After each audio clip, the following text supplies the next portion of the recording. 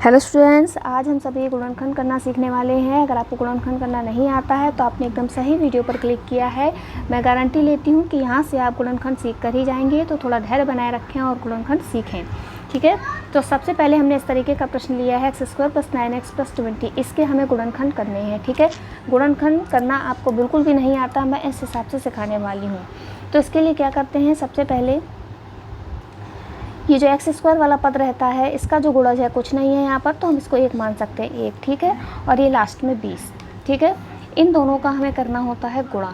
अगर यहाँ पर कुछ नहीं है तो 1 मानेंगे, वरना कोई ना कोई संख्या दी रहती है। तो ये हो गया हमारा 20 एकम 20, ठीक है। अब हमें करना क्या होता है कि इस 20 के हमें ऐसे गुणनखंड करने होते हैं जिनको जोड़ें या घटाएँ तो हमें 9 मिले, ठीक है। 9 मिले, क्योंकि प्लस का साइन है, सारे ही प्लस में है, तो यहाँ तो जोड़ की ही बात रहेगी। तो 20 के हम ऐसे गुणनखंड करेंगे, ध्यान से सुनिए, 20 के हम ऐसे गुणनखंड करेंगे जिनका योगफल जो है 9 आए और गुणा करने पर हमें 20 मिले। ऐसे हमें 2 गुणनखंड इसके करने होंगे।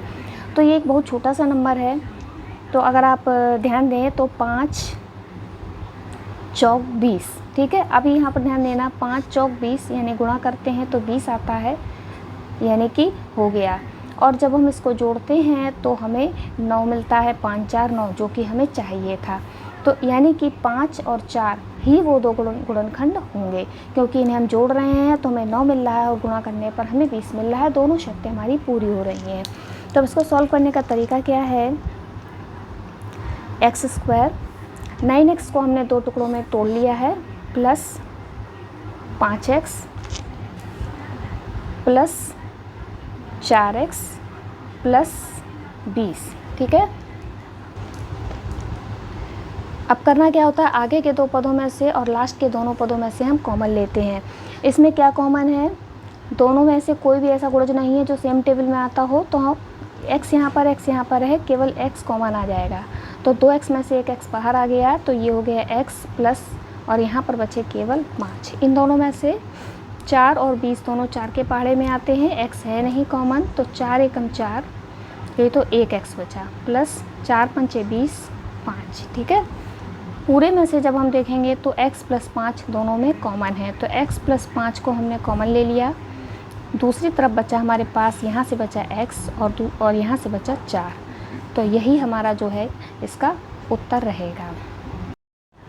अब एक और प्रश्न लेते हैं, इसके भी हमें गुणनखंड करने हैं, ठीक है। तो जैसा कि पहले ही बताया है वही सेम प्रोसेस, इसको 1 करेंगे यानी कि 1x² लिख सकते हैं इसको। तो इन दोनों का जब गुणा करेंगे तो यानी कि 8 आएगा, ठीक है।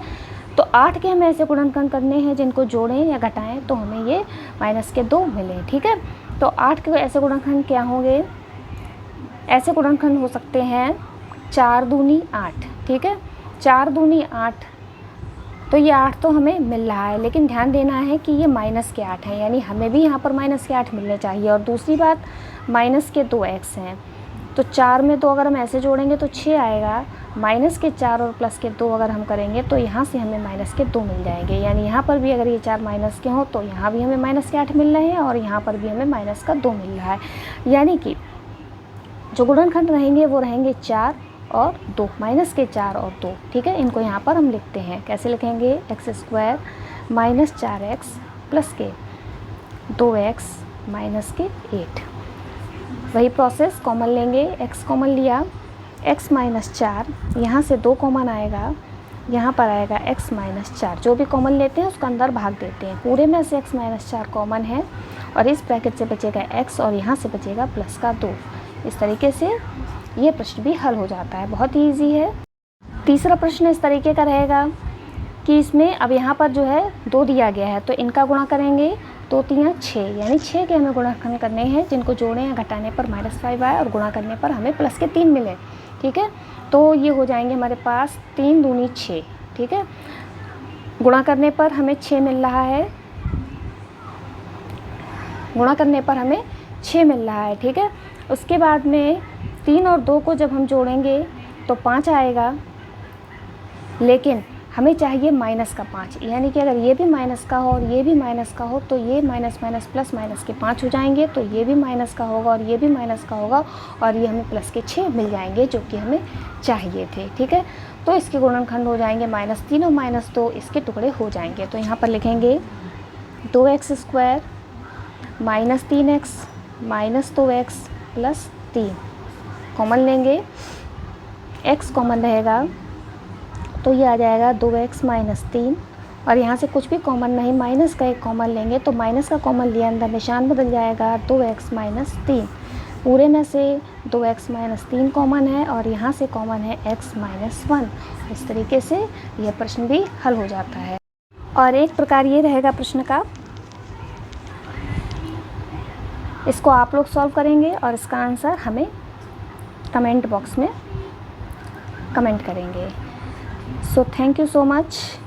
आई होप आप लोगों ने गुणनखंड करना ज़रूर सीख लिया होगा और अगर सीख लिया है तो सपोर्ट करें, चैनल को सब्सक्राइब करें और इसी तरीके से हमारे साथ गणित सीखते रहें। Thank you so much.